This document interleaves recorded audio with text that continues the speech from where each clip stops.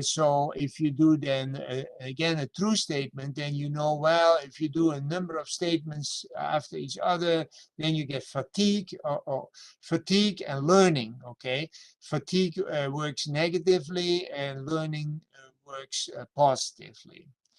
So they work against each other, but the difference may still be working. And if you want to do it even better, then you need to balance. Okay, then you say one group, you say, okay, do first the true and then the deceptive statement, and the other one the deceptive and the true.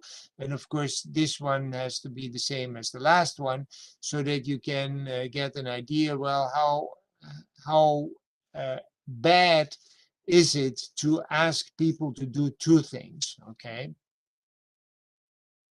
Okay, so what you expect to receive is, okay, the true, for instance, this is a horizontal stroke size, and horizontal stroke size, that's the width of the writing, seems to increase when you are making a deceptive statement, because you're thinking longer, so you continue longer with your horizontal strokes and left to right movements.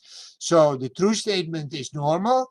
The deceptive statement is, yeah, a larger size.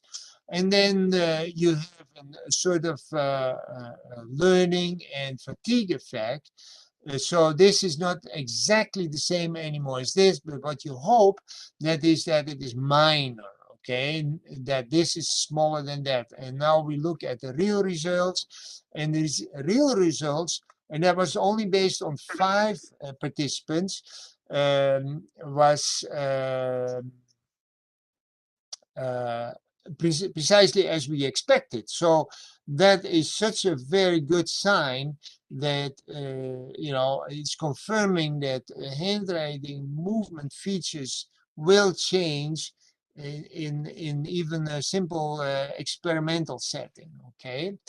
And so the conclusion is this, that the automatic lie detecting using handwriting is promising.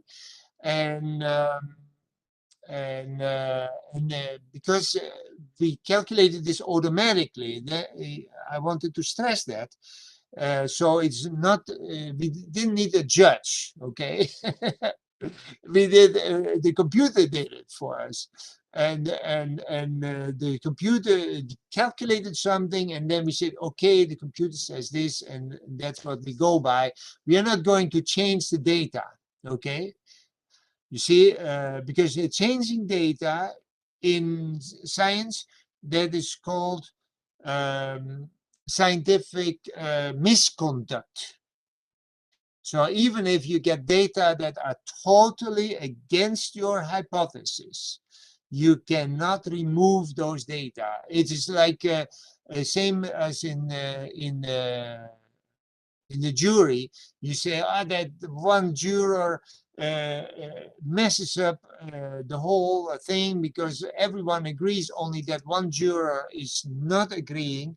Let's throw that juror out. Okay, that is now not allowed. Okay, in science, something like that. Okay, so and of course combining with linguistic statement analysis would even be better. Now, how would that work in a real, you know, these were experiments, and, you know, you want to create a solution that will work in real life. Okay. Now, in real life, you have only one participant. So you cannot say, well, let's have a bunch of criminals together also, or something like that. That is not feasible. Okay. Because everyone, no, it's not feasible. So what you do then typically is that you say, okay, let's have then irrelevant questions where we know the answers, okay, and where we can check if the answer was done correctly. We say that's baseline answer. When the answer is was done incorrectly, and we know that, then we know it's deceptive, okay? So then it doesn't belong to the baseline. And we have experimental questions where we don't know the answers. And when one answer turns out like the baseline, then we have reasons to believe, okay, that is a truthful statement, okay? Likely. There's no absolute chance, okay? When it is more like a deceptive, like the deceptive answers, okay, then we say, okay, this is deceptive. So here we see how data would look like. We have a baseline question, uh, a questionable question, so an experimental question, baseline, experimental, baseline, experimental. Okay, so the baseline questions, they all have to fall here in the baseline question, baseline region when they because we know they have been answered truthfully. Okay, now here we have an experimental question, and that fell in the baseline area. So there's an margin, error of margin always. Okay, and we say this is well within it. Okay, so this is okay. This answer Q3 is also truthful, Q6 also, but Q2 and Q4 and Q5, these are three questions that significantly differ from the baseline. And so we tend to believe those could be deceptive. And of course, when you want to proceed in court, you need more evidence, but it all, this can help build the case. Okay. Okay, wait a minute. So anyway, this was my presentation, and the summary is handwriting recording viable method to detect deceptive statements. Um, and still, I have to admit, it is poorly researched. There's some research for it, and what we were thinking that is that NFSU has a task for itself to grab this opportunity and say, well, we are going to do this large scale. Okay, and I have shown how simple these experiments are. They don't require fMRI or so, whatever. The tools are simple. The methods are very straightforward, and so we want to encourage that. So, well, I thank you for hanging on till here.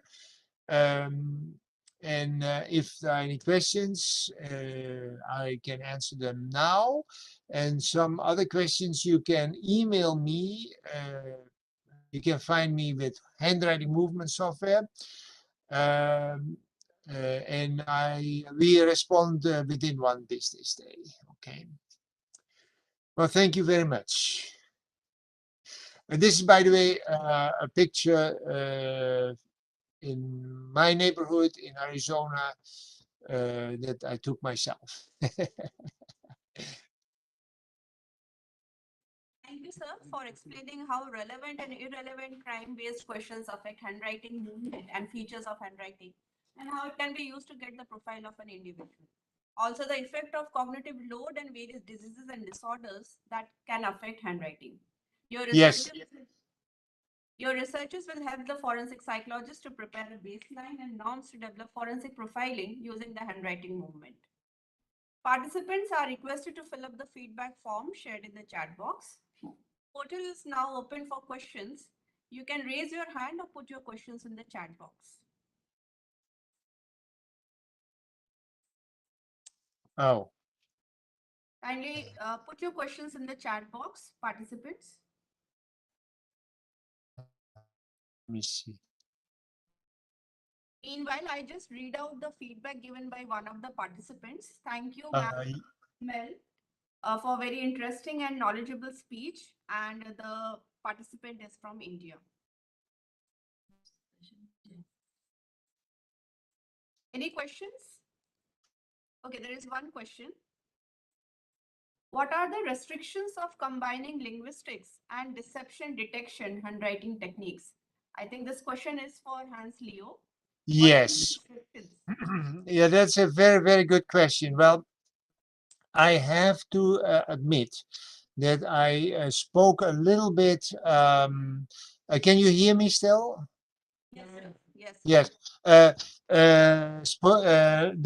this is, let's say, at the edge of where we are. We have not yet tested this. I don't think there are big limitations. It is so. The one limitation is that that you with when you want to do a linguistic uh, contents analysis, you are uh, you cannot say make these movements or make those movements. You have to let the participant totally free in formulating an answer. But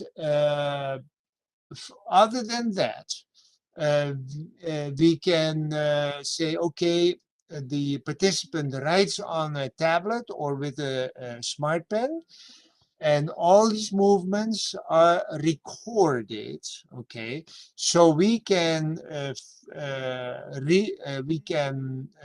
reconstruct well at what point the participant was pausing. Okay, a pause is very important. Or at what point was the participant writing slowly?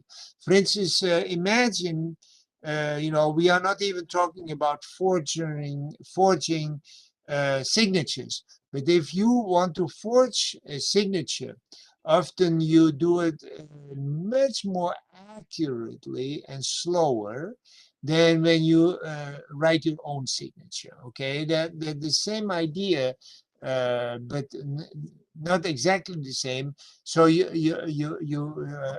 basically the limitation, to make a long story short, is uh, you cannot ask, well, write your signature, write this word, write that word. No, you have to let the participant free to write.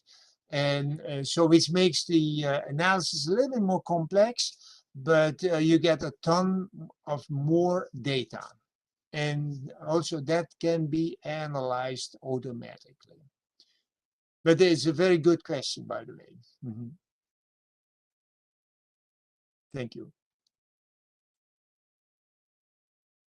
I hear nothing.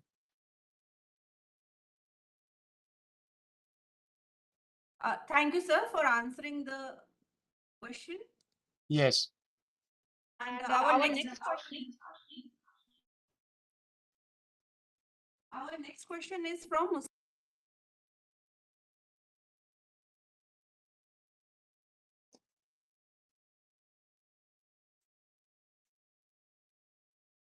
Wait a minute.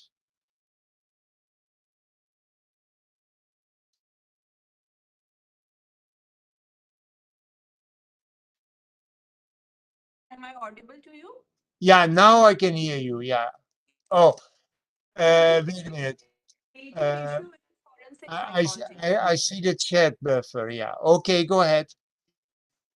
What do you think is major issue in forensic psychology? That is the question. Oh, sorry. Could you repeat the question? What do you think is major issue in forensic psychology? Oh. Well, the major issue, and I was listening to Dr. Via's presentation. I was actually um, amazed how much bigger forensic psychology is than I imagined. Okay, in our view, forensic psychology is limited to, okay, try to reconstruct what happened, okay, or reconstruct the truth, okay. And I think the major problem is that is yeah, that it is a largely untapped area. That there is not enough research done, and especially when it comes to in the criminal investigations arena. Um, we don't have enough research. That's number one. And number two is that it is also a little bit difficult. I have to admit that, okay? Um, but there are ways around it. The difficulty is that, like in an experiment, you can say, well, it's not for real, okay? It's not real. Like you have to imagine that you have to write something that you lost your $1 million lottery ticket, you know, and if you but you know you never had that, but you have to write it in such a way that they say, well, yeah, okay, because you don't have the ticket, but yeah, you lost it, so maybe we still will give you the $1 million, you know. So that causes an enormous stress, whereas in experiments, like I said, uh, you know, we don't have a good uh, way to make it really stressful, getting convicted or not convicted. Okay, in research you cannot do something serious like that serious. So that would be a little bit a problem, but still, even though it is not so serious, there have been many studies that do show that, okay, this is not this is a made-up story, and the French document examiners can identify these with better than chance. Okay, so the two big things are too little research, and the research is not simple, but it can be done. Our next question is from Chetan. What about languages other than English? For example, Hindi or Chinese? How the technique can be useful in understanding the profile? Yes, that is also a very, very good question. And I have to admit, because we are looking at, many totally different languages, like, for instance, Chinese characters. Um, the our letters, our Latin letters, okay, have a very regular structure with like up and downs, okay, uh, predominantly. In other languages, you have, like Arab and yeah, many of the Indian scripts, you have different structures. The Let's say there might be some problems with the segmentation, but they can be resolved. Okay, like in Chinese, you have many horizontal lines, and they would not segment well. Um, the segmentation can be different, but then stroke size and durations and fluency, all these things will still be the same. But I admit that the segmentation will be the only little obstacle that where you say, well, we have to make an adaptation for that kind of language. Yeah. Thank you, sir, for answering the questions. Due to we have already exceeded our fixed time 1 hour, so I'm taking the last question for Judge Mel. The question is, what can we do to identify and reduce the biases on the individual level as a student? Thank you. As a student, I'm not exactly sure what I do with that, but let me just say what we can do in general, whether you're a student or a professor or a judge, what we can do in general is clearly identify a problem, a bias, and then pay more attention to it and determine methods to release or to mitigate it. Like a lot of companies and law firms who are seeking to hire new attorneys or new employees, instead of having an application that says your age, your sex, your nationality, things that might be a trigger for bias, they leave out those questions entirely, and they have the application be just the objective data that they need to see if this person can do the particular job. And they review without bias by eliminating information that would trigger a bias. So that works quite well in a lot of the research I've seen. In my own experience, I was a judge on a drug court where all we did was drug cases, and at a time where the research was showing that there were excessive sentences being given to Black defendants. And we sat down as a group of judges doing these cases, and everyone was absolutely certain that they had not done that, and that couldn't be true, because they're very, very clear about how they sentence and everything. But what we did was not just reject it. We did a study on about a 6-month period of our caseloads, and we looked at a certain baseline, like male within a certain age group, education level, and criminal history, and race. Certain factors. And then we looked at those cases with all those factors in it, and we saw that there were clearly statistically, very relevant spikes in the sentencing of people of a certain races. So it was clear in the data that it was there. The hardest thing we have with IAT is convincing people that they really do this. They can see it in the test and they can see it, but they reject it and they say, no, that's just that can't be true. I don't do that. But when we confronted them with the data of not individually, but as a group, we were way off the line. Everybody did agree to change their process. And what we started doing was keeping an individual log in our courtrooms, saying, I'm looking at, the last 15 cases that I did with the same race and same data. And I'm looking to see, are there spikes here? Is this different than people of another race? And we looked at the data individually as we worked, and all those numbers came down. It made a big difference. People didn't believe they were doing it, but when they really paid attention, they could see there was a tendency to go in a higher direction, and they corrected themselves in a way that was fair with all the other people they were sentencing.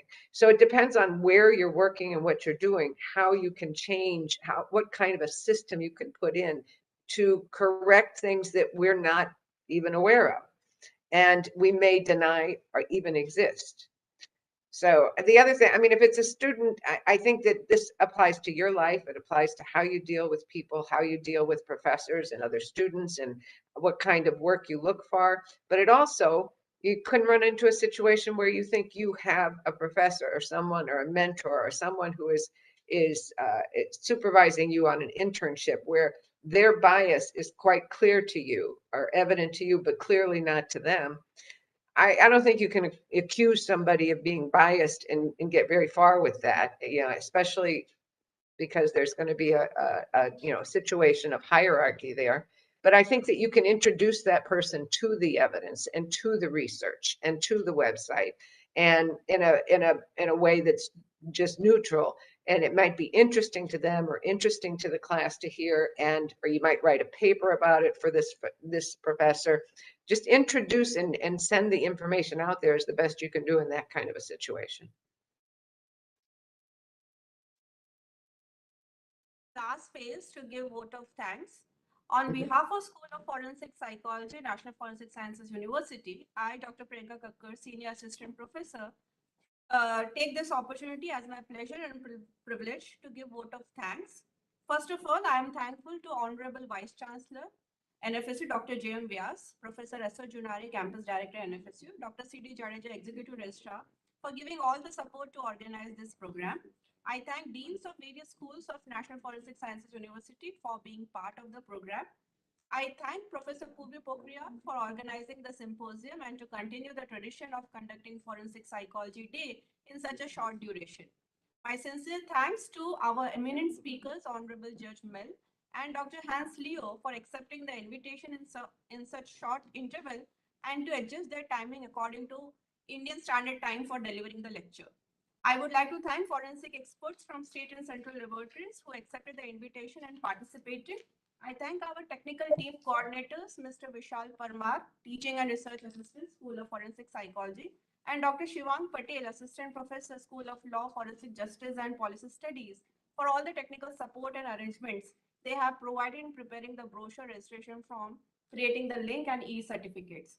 I would also like to thank the faculties from School of Cybersecurity and Digital Forensics, Sonu Prince, Lab Assistant Raju Bhai, and NFSC non-teaching staff for their support in arranging the session.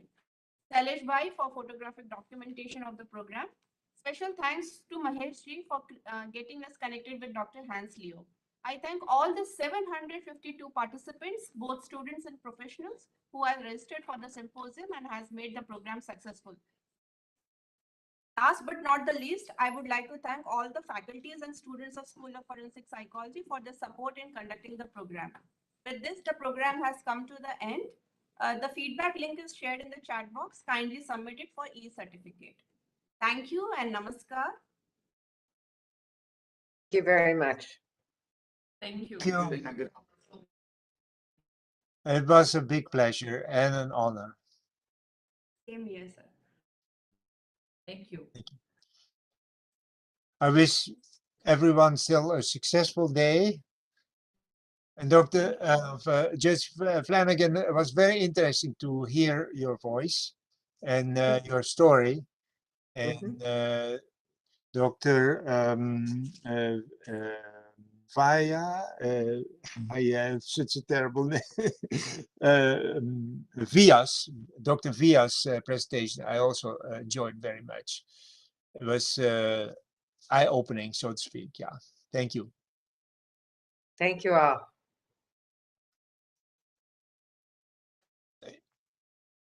We acknowledged your speech. We acknowledge your speech was giving answer to one of the students. What are the real challenges in the forensic psychology? And he